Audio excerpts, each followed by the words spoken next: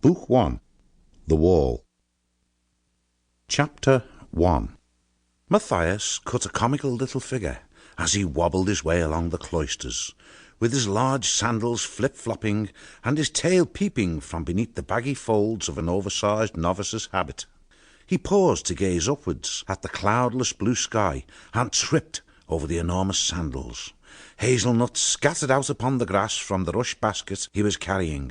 Unable to stop, he went tumbling cowl over tail. Bump! The young mouse squeaked in dismay.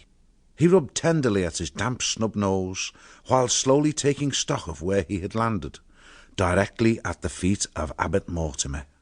Immediately, Matthias scrambled about on all fours, hastily trying to stuff nuts back into the basket as he muttered clumsy apologies, avoiding the stern gaze of his elder. Sorry, Father Abbot. I tripped, you see. Trod on my abbot, Father Habit. Oh dear, The Father Abbot blinked solemnly over the top of his glasses. Matthias again. What a young buffoon of a mouse.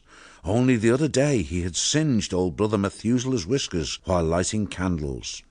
The elder's stern expression softened. He watched the little novice rolling about on the grass, grappling with large armfuls of the smooth hazelnuts, which constantly seemed to escape his grasp. Shaking his old grey head, yet trying to hide a smile, Abbot Mortimer bent and helped to gather up the fallen nuts. "Oh, Matthias, Matthias, my son, when will you learn to take life a little slower, to walk with dignity and humility? How can you ever hope to be accepted as a mouse of Redwall when you are always dashing about grinning from whisker to tail like a mad rabbit?" Matthias tossed the last of the hazelnuts into the basket and stood awkwardly, shuffling his large sandals in the grass. How could he say aloud what was in his heart? The abbot put his paw around the young mouse's shoulder, sensing his secret yearnings, for he had ruled Redwall wisely over a great number of years and gained much experience of mouse life. He smiled down at his young charge and spoke kindly to him. "Come with me, Matthias. It is time we talk together."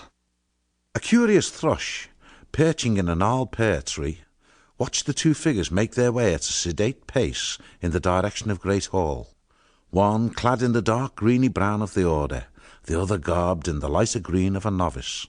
They conversed earnestly in low tones. Thinking what a clever bird he was, the thrush swooped down on the basket that had been left behind. Twisters! The basket contained only hard nuts locked tight within their shells. Feigning lack of interest lest any other bird had been witness to his silly mistake, he began whistling jauntily a few bars of his melodious summer song, strolling nonchalantly over to the cloister walls in search of snails. It was cool inside Great Hall. Sunlight flooded down in slanting rainbow-hued shafts from the high, narrow, stained glass windows.